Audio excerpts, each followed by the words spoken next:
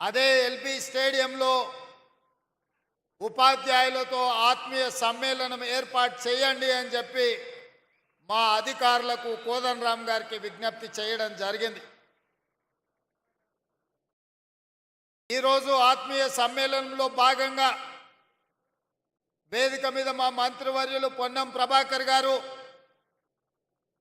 మా సహచర శాసనసభ్యులు, ప్రభుత్వ సలహాదారులు, తెలంగాణ చీఫ్ సెక్రటరీ గారితో పాటు విద్యాశాఖకు సంబంధించిన అధికారులు, వివిధ ప్రజాప్రతినిధులు, తెలంగాణలో దాదాపుగా 30,000 పాఠశాలలో ఉన్న ఉపాధ్యాయులు అందరూ కూడా వేలాదిగా తరలి వచ్చి ఈ ఆత్మీయ సమ్మేళనంలో పాల్గొన్నందుకు మీకు అందరికీ మనస్ఫూర్తిగా ధన్యవాదాలు, కృతజ్ఞతలు.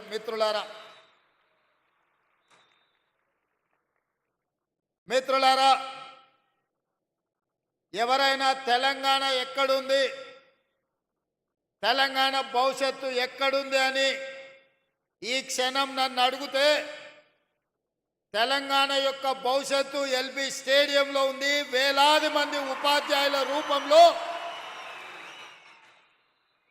ఈ తెలంగాణ ఉద్యమమే కాదు, తెలంగాణ రాష్ట్ర ఏర్పాటు ప్రక్రియలో తమదైన శైలిలో క్రియాశీలక పాత్ర పోషించడమే కాదు, ఇవాళ 60 లక్షల మంది విద్యార్థులు ఉజ్వల భవిష్యత్తు కోసం తమ తల్లిదండ్రులు కష్టపడి రూపాయి కూడబెట్టి తమ పిల్లలు చదువుకోవాలి, తమ పిల్లలు విద్యలో రాణించాలి, వాళ్ళు డాక్టర్లు, లాయర్లు, ఇంజనీర్లుగా, ఐఏఎస్లు, ఐపీఎస్లు, ఐఎఫ్ఎస్ అధికారులుగా మారాలి, వారు ప్రజాప్రతినిధులై, ఎమ్మెల్యేలై, మంత్రులై ఈ తెలంగాణ రాష్ట్రానికి ముఖ్యమంత్రులు కావాలి అని పేద విద్యార్థుల తల్లిదండ్రులు 30,000 పాఠశాలల్లో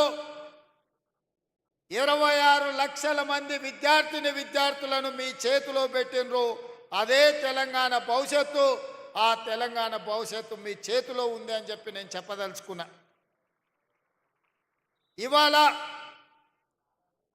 నేను చెప్పవలసిన అవసరం లేదు, మీరే 10 మందికి పాఠాలు చెప్పి సమాజంలో ఉన్న రుగ్మతల మీద ఏ రకమైన కార్యాచరణతో ముందుకు వెళ్ళాలో సంపూర్ణమైన అవగాహన ఉండి దాదాపుగా 26,000 పాఠశాలల్లో, గ్రామాలలో, అదేవిధంగా తండాలలో, గూడాలలో, మారుమూల పల్లెల్లో ఈ తెలంగాణ నిర్మాణం కోసం, ఈ జాతి నిర్మాణం కోసం కృషి చేస్తున్న మీకు ప్రతి విషయం తెలుసు.